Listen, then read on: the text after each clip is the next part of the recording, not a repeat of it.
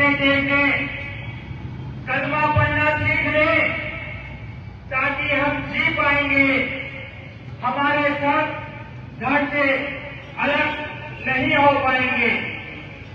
बहुत बुरा लग रहा होगा आपको ऐसा सुनकर, बहुत ही फड़फड़ा रहे होंगे आप ऐसा सुनकर। काश कि आपकी भुजाएं भी ऐसी ही फड़फड़ाती, काश कि आपकी भुजाएं भी ऐसी ही फड़फड़ाती, तो वर्षों से चली आ रही हिंदुओं की हत्याओं की यहाँ सूची कहीं तो रुक जाती। उसके बावजूद 25-27 निर्दोष हिंदुओं को मारा गया है, उस सूची में उनका नाम भी जुड़ गया है। प्रॉब्लम हमारे साथ यही है, हम अब भी नहीं समझेंगे। गंगा जमुना तहजीब की चिट्ठी और कार्ड लेकर ही घूमते रहेंगे। अरे दिखा देंगे उनको वो कार्ड, अपने पहलगामी भाईजानों को दिखा देंगे वो कार्ड, लेकिन नहीं, वो आपके जैसे गिलिश नहीं है। उनके मंसूबे 1400 वर्षों से यही है। सुनो, ध्यान से सुनो, और ताकत से मैं कह रहा हूं, कोई भी ये ना बोले कि आतंकवादियों का कोई धर्म नहीं होता है। मैं छाती ठोक कर कहता हूं, हर मुस्लिम आतंकवादी नहीं होता है, लेकिन हर आतंकवादी मुस्लिम ही होता है। जिस तरीके से उनसे धर्म पूछा गया, उनके कपड़े उतारकर शिनाख्त की गई और उसके बाद उनको मारा गया, वहां पर क्या था ये सब? ये धर्म का, जिहाद का नंगा नाच था। उनकी पत्नी ने कहा कि हमें भी मार दो, हमें भी मार दो, तो उन जिहादियों ने क्या कहा? गो टेल मोदी, जाओ और मोदी को बताओ। हम भी मोदी जी से ही बात करेंगे, हम भी मोदी जी से ही कहेंगे। प्रधानमंत्री हमारे पालक हैं, भारतीय प्रधानमंत्री मोदी जी 100 करोड़ हिंदुओं के पालकों की भूमिका में ही है। हम उन्हीं से बात करेंगे, उन्हीं से प्रश्न करेंगे। आपके घर के बच्चों की लाशें गिरी है, आपके घर की महिलाएं विधवा हुई है, आपकी माताओं की गोद सुनी हुई है। प्रतिशोध आपको ही लेना होगा, प्रतिशोध मोदी जी आपको ही लेना होगा। और यह प्रतिशोध सिर्फ छोटी मोटी मुठभेड़ से 2-4 सुअरों को मार गिराने से पूरा नहीं होगा। हमें पाकिस्तानी सेना के सिरों की मिलाने चाहिए, क्योंकि आतंकवाद तो एक बहाना है। असली जड़ पाकिस्तान को नेस्तनाबूद करना है। और हम मोदी जी से यह मांग करते हैं कि उन्हें ऐसा सबक सिखाया जाए, उनको उनकी नानी याद आ जाए, और आज तक उन नाजायजों के अपने बाप का नाम नहीं मालूम है, उनको इस बार छठी का दूध याद दिलाते हुए उनके बाप का नाम भी याद दिलाया जाए। और आज की इस आक्रोश सभा में इतना सारा गुस्सा है, समय की सीमा है। आज भी मोदी जी, यह सब अगर आपके रहते हुए भी नहीं हो पाएगा, तो हम अपनी आने वाली पीढ़ी को क्या कहेंगे? क्या कहेंगे कि अर्जुन जैसे पिता के रहते हुए अभिमन्यु मरते रहे, अर्जुन जैसे पिता के रहते हुए अभिमन्यु मरते रहे। इतिहास कली कली लाशें नहीं गिनेगा, इतिहास विजय के ध्वज गिनेगा। मोदी जी आप आगे बढ़ो, मोदी जी ये देश पूरा आपके साथ है। अगर हनुमान जी लंका नहीं जला सकते तो हमारे लिए हनुमान नहीं, अगर रावण का वध राम नहीं कर सकते तो मेरे लिए वो राम नहीं। और उन हत्यारों ने हमारी बेटी को कहा था कि गो टेल मोदी, विक्टोरियल मोदी साहब, विक्टोरियल मोदी साहब, आप ही हमारे राम हो, आप ही हमारे अर्जुन हो, आप ही हमारे कृष्ण हो, आप ही हमारे हनुमान हो। मां काली का रूप धरो और नरपिशाचों, दुष्टों को, रक्त बीजों का वध करो। मोदी जी इनका समूल नष्ट करो। भारत माता की जय।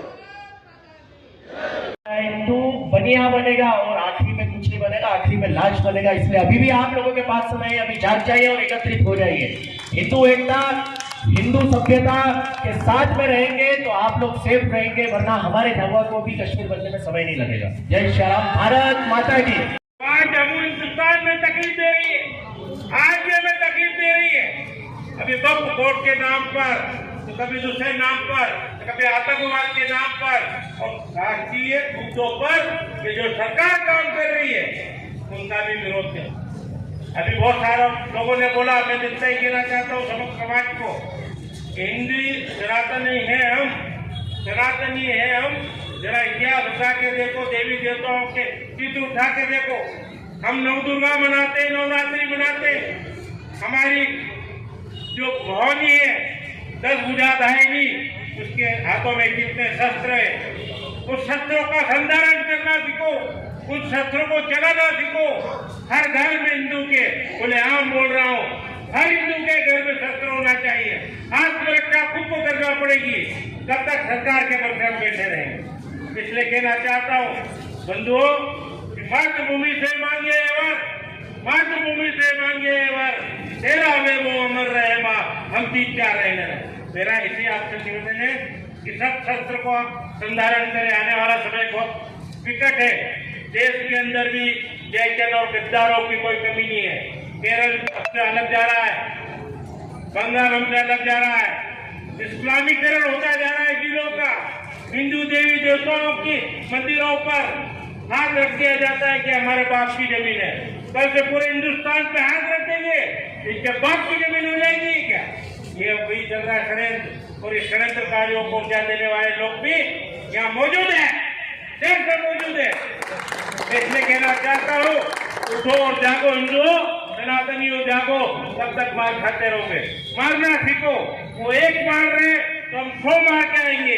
जब तक तुम सनातनी वीर शिवाजी के संतान कहलाओगे, महाराणा प्रताप की तुम संतान कहलाओगे, झांसी की रानी की तुम संतान कहलाओगे, जब तक हाथों में शस्त्र नहीं होंगे, भुजाओं में बल नहीं होगा, जब तक इस प्रकार का अत्याचार हिंदुस्तान के अंदर होता रहेगा। सेक्युलरिज्म के अपने दिल के उजाड़, अपना आक्रोश व्यक्त किया। मेरा एक निवेदन है कि कई घटनाएं पहले हो चुकी है और हर बार हम ये राजवाड़ा चौक हो या आजाद चौक हो आक्रोश व्यक्त करते हैं और कुछ भी गुस्से में होते हैं, फिर अपने घर चले जाते हैं।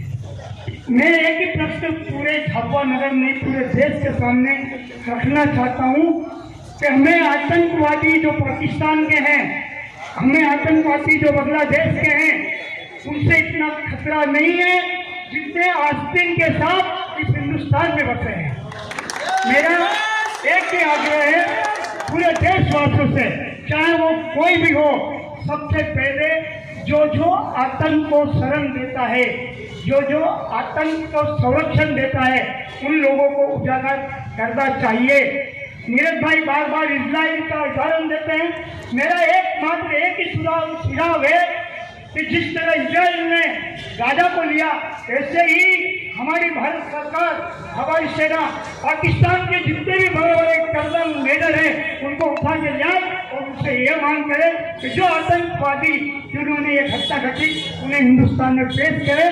और दूसरी बात, उन्हें इस तरह की सजा दी जाए कि भविष्य में कोई भी आतंकवादी इस तरह की हिमाकत नहीं करे। हमारे देश का दुर्भाग्य है कि मुंबई में आतंकी घटना होती है और वो आतंकवादियों को बिरयानी खिलाई जाती है। अब कम से कम हम आज ये प्रस्ताव पारित करें, आदरणीय शांतिलाल जी भुइया साहब है, दौलत जी भावसार साहब है और सभी है कि इस बार यदि आतंकवादी पकड़े जाए तो इनकी रगों में चीर कर नमक और मिर्ची भरी जाए, न कि बिरयानी भरी जाए। जय भारत। महाविषय होगा। साथियों, देश अब युद्ध की परिस्थिति की ओर बढ़ गया है। निश्चित रूप से हर नागरिक की अब जवाबदारी है कि युद्धकालीन परिस्थितियों के लिए तैयार है। सीमाओं के ऊपर डेमोग्राफियां बदल चुकी है। केवल हिंदुस्तान का ही 300 साल के अंदर 9 विभाजन हुए हैं और अब यह देश किसी भी विभाजन के लिए तैयार नहीं है। भाषा हमारी कोई भी हो, लेकिन धर्म हमारा हिंदू है। प्रांत हमारा कोई भी हो, लेकिन धर्म हमारा हिंदू है। जाति हमारी कोई भी हो, लेकिन धर्म हमारा हिंदू है। इस तरफ पाकिस्तान, इस तरफ बांग्लादेश के रोहिंग्या लगातार आते जाकर हमारी सीमाओं की स्थितियों में बदलाव कर रहे हैं। जो देश का आप नक्शा देख रहे हैं वो देश का नक्शा अब उस प्रकार का नहीं है। आप देखते हैं मुर्शिदाबाद, आप देखते हैं मेदिनीपुर, आप देखते हैं 24 परगना, इसके बाद आप कश्मीर देखिए, नीचे केरल में मल्लिकापुरम देखिए, हर जगह डेमोग्राफी बदल चुकी है। ये धीरे धीरे ये डेमोग्राफी हमारे सेंट्रल की ओर आती जा रही है और ये स्थितियां झाबुआ में भी पैदा हो रही है, क्योंकि हमने देखा है कि गोधरा कांड के अभियुक्त भी यहाँ पर शरण लिए हुए थे। तो आपके आसपास ही आतंकवादी हो सकता है, वो आतंकवादी कहाँ छुपे हैं? वो आप ही के बीच में छुपे हैं, लेकिन उनका कलेवर बदला हुआ है।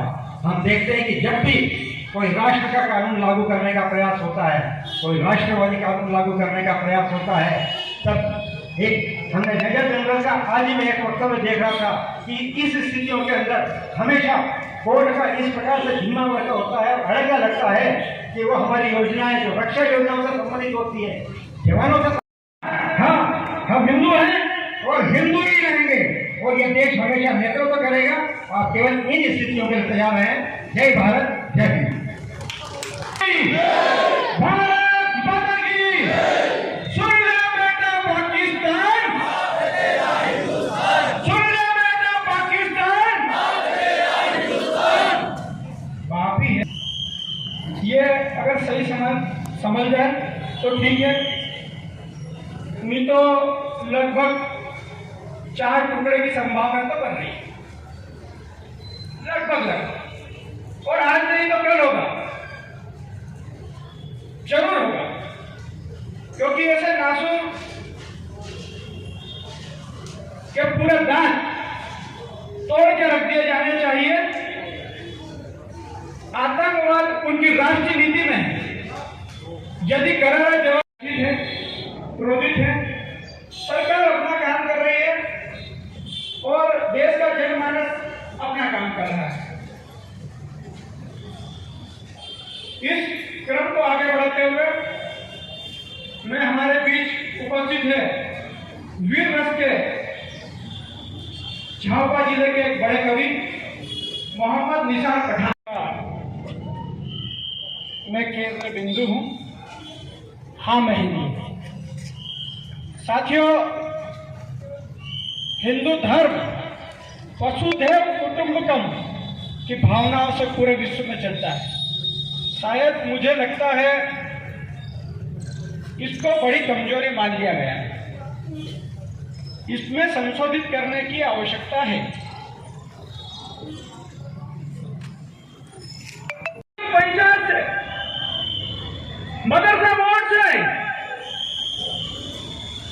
हमारे उर्स कमेटी से, वे भी अपने सभी लोगों को इकट्ठा करके मृतक दिनों को श्रद्धांजलि दें और माननीय नरेंद्र मोदी से पाकिस्तान को नेस्त नाबूद करने का आह्वान करें। यह पूरी हम सभी की भावना है और मैं इस मंच से खुले रूप से बोलना चाहता हूं। हिंदुस्तान में मुस्लिम समाज अन्य जगह पर तो ज्ञापन दे रहा है, लेकिन झाबुआ जिले में हमें देखने को नहीं मिला है। मेरी आवाज मुस्लिम समाज के उन वरिष्ठ जनों तक, सदर साहब तक पहुंचा देवे कि झाबुआ का समाज, झाबुआ का सर्व समाज यह आह्वान करता है कि जब सब मिलकर एकीकरण की बात करते हैं, 140 करोड़ की बात करते हैं, तो ठेका केवल सामाजिक महासंघ और कुछ संस्थाओं ने नहीं लिया है। यह ठेका सभी का होना चाहिए।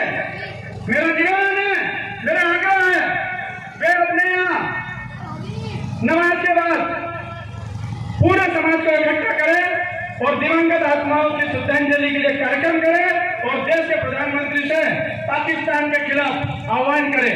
ऐसी खबरें आएगी तो सामाजिक समरसता जरूर आएगी, मेरा यह मानना है। अब हम इस कार्यक्रम का कोई आभार नहीं होता है। पहले सभी वरिष्ठ जन, युवा लोग पुष्पांजलि करते हैं। थोड़ा थोड़ा फूल ले, मेरा निवेदन है।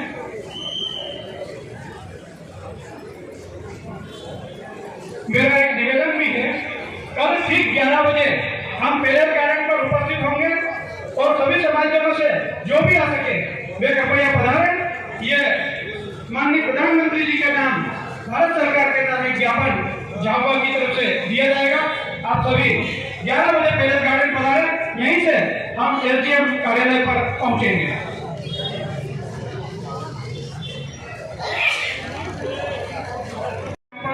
ये तैयार किया है हमारे बीच इतिहासकार डॉक्टर के त्रिवेदी साहब है, उनकी कलम से ये ज्ञापन बनाया गया है। जो भी महानुभाव कल प्रातः 11 बजे आना चाहते हैं, हम एसडीएम साहब को यह ज्ञापन प्रस्तुत करेंगे ताकि हमारे देश के यशस्वी मुख्य प्रधानमंत्री नरेंद्र मोदी जी तक यह हमारी भावना है वहां तक पहुंच। रोज आप देख रहे हैं टीवियों में मात्र इजराइल छोटा हुआ देश है। 7 अक्टूबर आज से 3 साल पहले वहां आतंकवादियों ने हमला किया था। बंदो वंदे, अब बात सुन लो।